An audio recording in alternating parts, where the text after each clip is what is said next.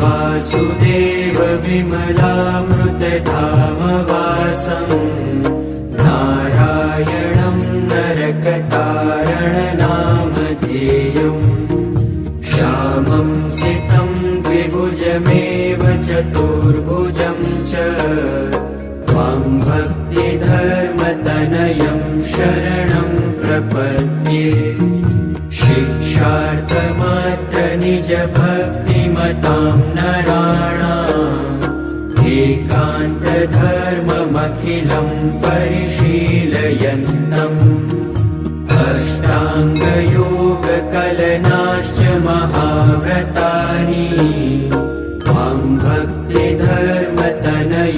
शरणं प्रपद्ये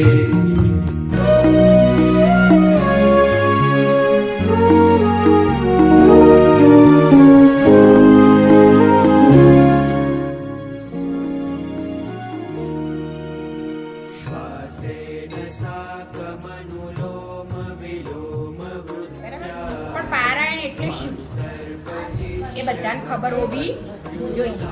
પારાયણ એ મૂળ શબ્દ સંસ્કૃતનો, બરાબર.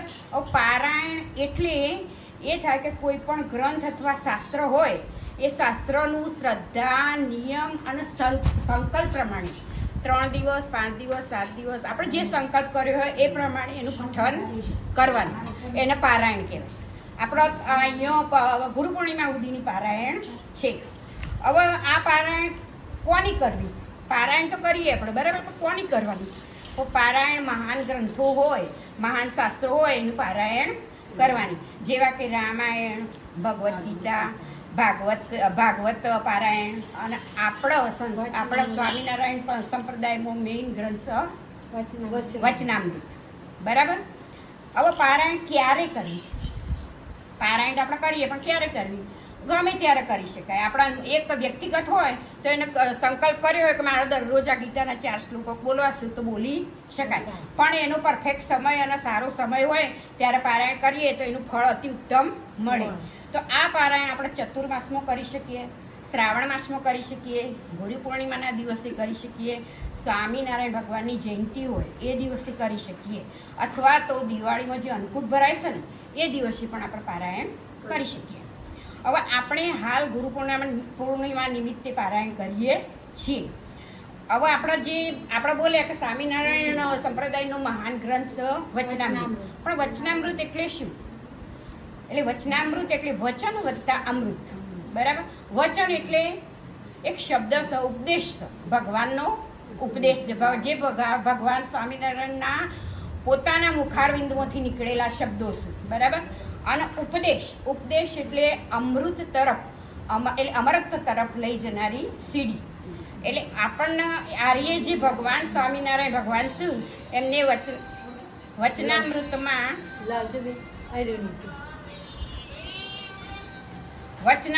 ભગવાન સ્વામિનારાયણના મુખારવિંદમાંથી નીકળેલા દિવ્ય શબ્દો અને દિવ્ય ઉપદેશ છે. એ જ એવો ઉપદેશ જે આપણને મોક્ષના દ્વાર સુધી લઈ જાય છે. એ શબ્દનો અક્ષરેશઃ શ્રદ્ધા અને ભક્તિભાવપૂર્ણ તમે એનું પાલન કરશો તો તમારો આ જન્મ સુધરી જશે.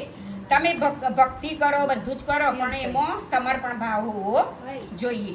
હવે આ પારાયણ જે કરીએ છીએ આપણે એનું મહત્વ, તો આપણે પારાયણ કરીએ એમાંથી આપણને આધ્યાત્મિક વિકાસ થાય, આપણો પોતાનો આધ્યાત્મિક વિકાસ થાય, મનુષ્યમાં આત્મજ્ઞાન, ભક્તિ, સેવાનો ભાવ ઉત્પન્ન થાય છે. બીજો એનો મહત્વનો ફાયદો છે ગુરુની કૃપા દ્રષ્ટિ. હવે ગુરુની કૃપા દ્રષ્ટિ ક્યારે આપણને મળે? કે આપણે જ્યારે એનું સમર્પણ થઈ જઈએ કે હું ગુરુ કે એ જ મારે કરવાનું, બીજું કશું કરવાનું નથી. એટલે એ સમર્પણ ભાવ, જેવી રીતે મીરાબાઈએ કરેલી. સદગુણોનો વિકાસ, ત્રીજો નંબર. સદગુણ, આપણામાં જે સદગુણો શું, દુર્ગુણો શું, ઈર્ષા હોય, દ્વેષ હોય, એ બધાનો નાશ થાય અને આપણામાં સેવા ભાવ વગેરે ઉત્પન્ન થાય. વિનમ્રતા, કોઈને કોઈ બોલો તો આપણે સામે ના બોલીએ, એ રીતે આપણામાં સદગુણોનો વિકાસ થાય. હવે સામૂહિક સાધનાથી આપણે અત્યારે કરીએ છીએ પારાયણ, એ સામૂહિક કરીએ છીએ, બરાબર. એ સામૂહિક પારાયણથી આપણું તો ઉદ્ધાર થવાનું જ છે, પણ આજુબાજુમાં 2 શબ્દો એ કાને પડશે તો એમનો પણ ઉદ્ધાર થશે અને આ વાતાવરણ એકદમ પવિત્ર થઈ જશે. હવે BAPSમાં જે આ પારાયણ કરી આપણે જે પારાયણ કરીએ છીએ તો એનો મેસેજ આપણે કોકના આ કંઈક વસ્તુ કરીએ તો એના પાછળનું મહત્ત્વનું કારણ તો આપણે ખબર હોવી જોઈએ.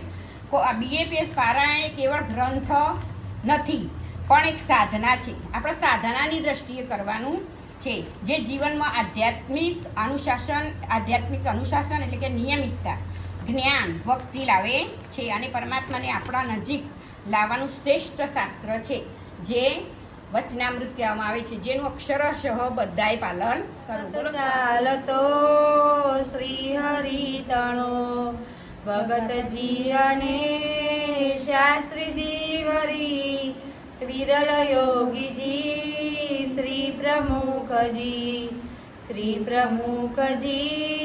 શ્રી મહંતજી અમર વારસો ગુણાતીતનો શ્રી સ્વામિનારાયણ ભગવાનની જય, અક્ષર પુરુષોત્તમ મહારાજની જય, ગુણાતીતાનંદ સ્વામી મહારાજની જય, પ્રમુખ સ્વામી મહારાજની જય, મહંત સ્વામી મહારાજની જય.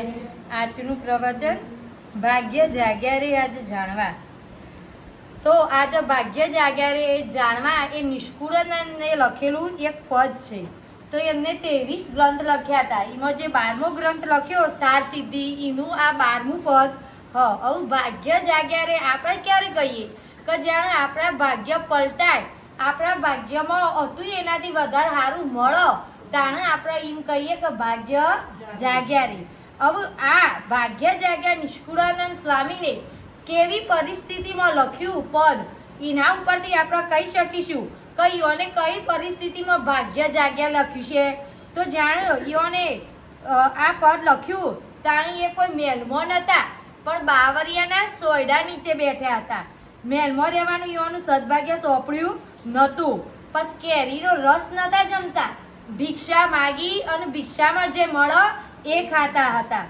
જો બેઠા હતા એ મખમલી ગાલીચા નહોતા પણ ઘેલા નદીના જે પથરા હતા એ પથ્થર ઉપર બેઠા હતા. પછી યોને કોઈ મોગા શાર દુસાલા નહોતા ઓઢ્યા પણ એમ કે ફાટી તૂટેલું ગાતર્યું. જાણે આ સંતો બને ને તાણી યોને એક જ ગાતર્યું આલવામાં આવે. 12 મહિને એક ગાતર્યું આલ તે યોને જેટલું ચલવવું હોય એટલું ચલવું. એટલે નિષ્કુળાનંદને એ વખત એ મેલું ગેલું જર્જરિત ગાતર્યું અને ધોતિયું પહેર્યું હતું. આવા સમયમાં ઈઓને લખ્યું હતું કે ભાગ્ય જાગ્યા રે ત્યાગ કરી અને પોતે જમકુબા આવ્યા અને જ્યારે એ પોતે નીકળ્યા ને ત્યારે પછી એ પોતે કહેવાય છે ને કે ઊંટનું હાડ પિંજર પડ્યું હતું, વાસ આવતી હતી. આપણે અહીંયા ગટર ઉભરાય ને તો આપણે નાક દાબી દઈએ છીએ, એવું આપણને થાય. એ 3 દિવસ સુધી કારણ કે સિપાહીઓ પાછળ પડ્યા હતા, ભગવાન જવા દેવાના હતા. પરંતુ જમકુબાઈને ભગવાન સ્વામિનારાયણ ગઢડે રહે છે અને સાક્ષાત પૂર્ણ પુરુષોત્તમ નારાયણ છે. હવે એમનું શરણ મારે સ્વીકારવું છે તો તમામ વૈભવનો ત્યાગ કરી, રાજપાટ ત્યાગ કરી અને આ બાઈ નીકળી પડે છે જમકુબાઈ. અને ત્યાં જઈને કેવી સેવા કરે છે, સાણ વાસીદું વાળે છે, નાનામાં નાની સેવા કરે છે. અને ત્યાંથી પછી ભગવાન સ્વામિનારાયણ એક વખત પસાર થતા હોય છે અને જમકુબા જ્યારે આવી છાણ માટીની સેવા કરતા હોય ત્યારે લાડુબાને જીવબાને સમજાવે છે કે જુઓ આ કોણ છે, ઓળખો છો તમે? ત્યારે કહે છે કે જુઓ આ તો કોણ છે કે ઉદયપુરના મહારાણી છે કે આ વૈભવ ત્યાગ કરીને આવ્યા છે અને તમારા જેવા તો કેટલા બધા ખોલા છે એ કે અહીંયા એમને સેવા કરતા હોય છે. ત્યારે વાગડ નામે ગામ છે. તે ગામમાં ક્ષત્રિય રાજવી કુટુંબમાં જમકુબાનો જન્મ થયેલો. બાલ્ય અવસ્થામાં સદાચાર અને ભગવત ભક્તિ પરાયણ તેઓ ભગવાનના ભજન કીર્તનમાં ઝાંઝરી પહેરી નાચતા કૂદતા અને કીર્તન ભક્તિ કરતા. તેથી તેમનું હુલામણું નામ જ જનકબાને જમકુબા પડી ગયું. જમકુબાના પિતાશ્રીનું નામ દરબારશ્રી ખોડુબા તથા માતુશ્રીનું નામ બાશ્રી બ્રજકુંવરબા હતું. તેમના મોટાભાઈનું નામ હરિસંગ હતું. હરિસંગ બહુ પરાક્રમી, બુદ્ધિશાળી અને રાજનીતિજ્ઞ પુરુષ હતા અને ખૂબ જ હોશિયાર હતા. શ્રીજી મહારાજ વાગડ પધારેલા ત્યારે હરિસંગને વર્તમાન ધરાવેલા અને માથે 2 હાથ મૂકી આશીર્વાદ આપેલા.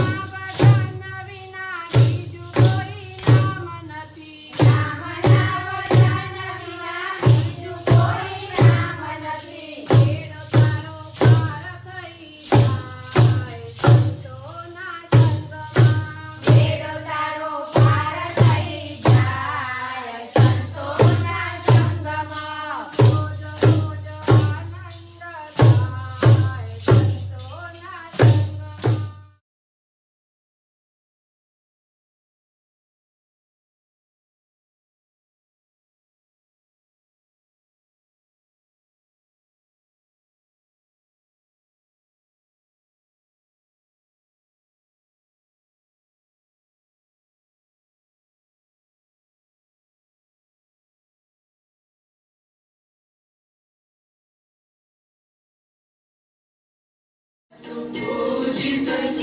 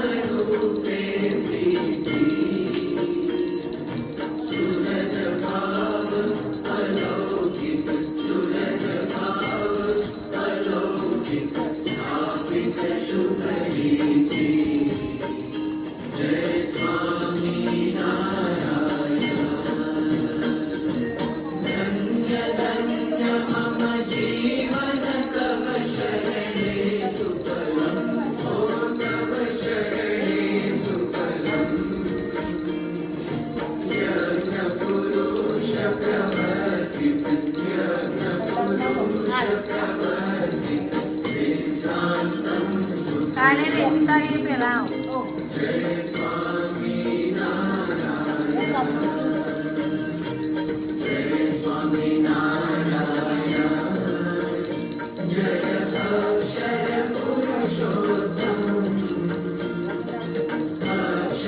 પુરુષોત્તમ જય